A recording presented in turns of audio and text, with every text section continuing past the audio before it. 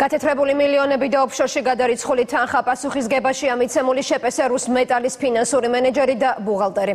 გამოძიებას ჩვენება მისცა რუსთავის მერის ძმამაც. სწორედ მინდია მინდელია კომპანიის ერთ-ერთი დამფუძნებელი და სამოთვალყურეო საბჭოს თავმჯდომარე.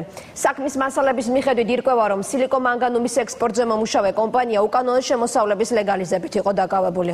გავრცელებული ცნობით გათეთრებული თანხის ნაწილი ბიზნეს და ლობირების სანაცვლოდ ნაციონალურ მოძრაობას ხმარდებოდა. თამარ გოგესაშვილი ცდილობდა დღეს სქემის დეტალების გარკვევას და ის ახლა პირდაპირ ეთერში განაგრძობს საუბარს. თამარ, დღეს გასაჯაროვდა ერთ-ერთი მოწმის ჩვენება. საინტერესოა, რას ამბობს ეს ადამიანი.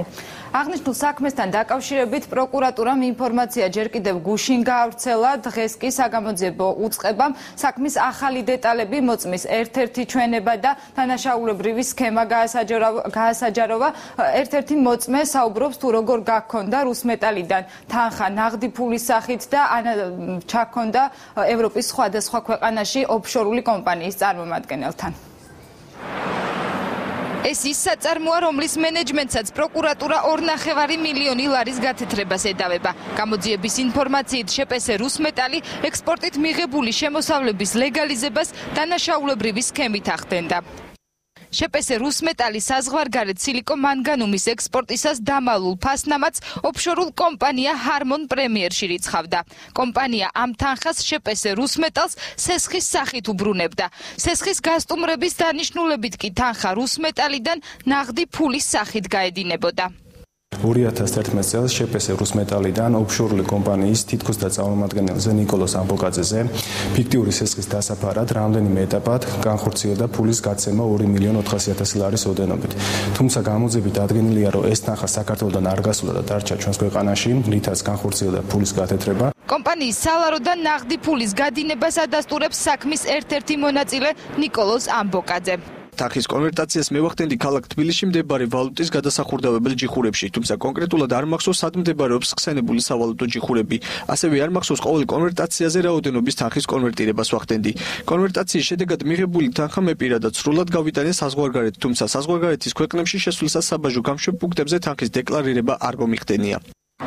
აღნიშნულ საქმესთან დაკავშირებით პროკურატურამ გამოძიება რუსმეტალის ერთ-ერთი დამფუძნებლის 39%-იანი წილის მფლობელ ზაზა მამულაიშვილის განცხადების საფუძველზე დაიწყო.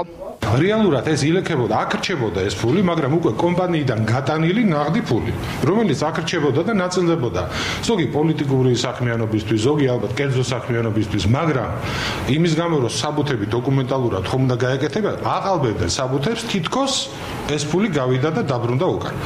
ბიზნესმენის თქმით, პროკურატურა საქმის გამოძიებას აჭიანურებს. მიზეზად კი საქმის ერთ-ერთი მთავარი მონაწილის ნიკოლოზ ამბოკაძის პარლამენტის წევრ ირაკლი ტრიპოლსკისთან ნათესაურ კავშირს ასახელებს. მისივე თქმით, მინდია მინდელი სწორედ მოქმედ ხელისუფლებასთან კავშირების გამოყენებით ემუქრებოდა. ირაკლი ტრიპოლსკი რუსმეტალთან კავშირს გამორიცხავს. არასოდეს არ გამიგია, არც ვიცი, არც ეს მინდელი ვიცი ვინ არის. არ მაინტერესებდა არასდროს ბიზნესი. არასდროს ბიზნესით დაკავებული არ ვიყავი და არც ვიცი საერთოდ გუშინ გავიგე თუ არსებობდა ასეთი კომპანია, თუ რას აკეთებდა და როგორ აკეთებდა. თავად რუსმეტალის ერთ-ერთი დამფუძნებელი მინდია მინდელი კომპანიის საქმიანობის გამოძიებას ბიზნესის წართმევის მცდელობა დაფასებს და პროკურატურის მაღალჩინოსნის ბიზნეს ინტერესზე საუბრობს. კომპანია რუსმეტალის მიმართ ბოლო პერიოდის განმავლობაში კომპანიის წართმევის მიზნით დამფუძნებელზე ხორციელდებოდა ზეწოლა, რაც მიმდინარეობს უშუალოდ ლაშა ნაცვლის ხელმძღვანელობით.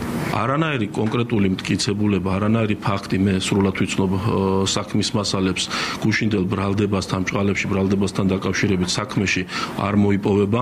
რაც შეეხება რუსთავის მოქმედ მერს, ლაშა მინდელი დღეს სამუშაო ადგილზე არ გამოჩენილა. მასთან ინტერვიუს ჩაწერა ნაციონალური მოძრაობის ცენტრალურ ოფისთან შევძელით. წარმოგენა არ მაქვს რუსმეტალთან არანაირი კავშირი არ მაქვს მე. გარდა იმისა, რომ მინდელი არის ჩემი ძმა. თავადი პროკურატურის მიერ გუშინ გავრცელებული ინფორმაციით გათეთრებული ფულის ნაწილი წინა ხელისუფლების მაღალი თანამდებობის პირებისთვის სამსახურებრივი მფარველობის სანაცვლოდ იყო გამიზნული. თუმცა ამ ეტაპზე გამოძიება კონკრეტულ პირებს არ ასახელებს. დადგება თუ არა მათი პასუხისმგებლობის საკითხი გამოძიების დასრულებისას გაირკვევა. მეცხრე არხის წყაროს ინფორმაციით დანაშაულებრივი სქემა შესაძლოა უკავშირდებოდეს ქვემო ქართლის გუბერნატორს დავით კირკიტაძეს. სწორედ ამით იყო განპირობებული ჩვენი კითხვა, რომელიც დაუსვით რუსმეტალის ერთ-ერთ დამფუძნებელს ზაზა მამულაიშვილს. ის ადასტურებს მინდელებისა და კირკიტაძის მეგობრულ და საქმიან ურთიერთობას და არ გამორიცხავს, რომ კომპანიიდან გატანილი თანხა ხმარდებოდა ნაციონალური მოძრაობის საქმიანობას, თუნდაც რეგიონის მასშტაბით.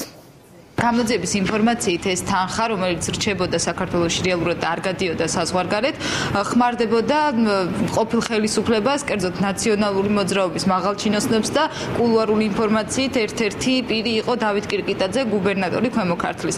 თქვენ თუ გაქვთ ეს ინფორმაცია? მე თვითონ არ მინახავს, რომ ეს თანხა გადასა ვინმე კირკიტაძეს, მაგრამ მინდია მინდელი, მისი ძმა ლაშა მინდელი და კირკიტაძე ძალიან ახლო მეგობრები არიან და ძალიან ხშირად იყვნენ ერთად და რუსთავში ერთადაც მუშაობდნენ. დავით კირკიტაძემ ქვეყანა 14 მაისს დატოვა. მის მოვალეობას ასრულებს კირკიტაძის მოადგილე მამუკა ჩიქოვანი. სამხარეო ადმინისტრაციაში განმარტავენ, რომ გუბერნატორმა გამოიყენა კუთვნილი 45 დღიანი შვებულება და მან ასევე უნდა გაიაროს ორკვირიანი სასწავლო კურსი, თუმცა სამხარეო ადმინისტრაციაში არ აკონკრეტებენ, რის სწავლას აპირებს გუბერნატორი, ასევე უცნობია, რომელ ქვეყანაში იმყოფება ის და როდის აპირებს საქართველოში დაბრუნებას.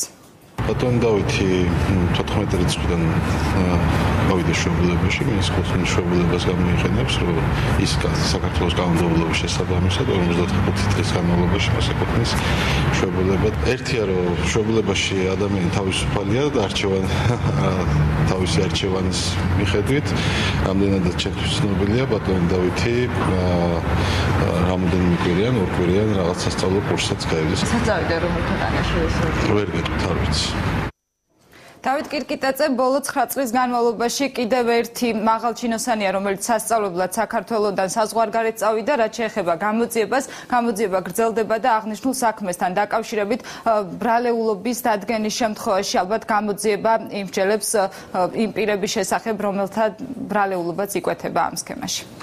გმადლობთ თამარ. რუსმეტალის საქმეზე თამარ გოგესაშვილი საუბრობდა პირდაპირ ეთერში.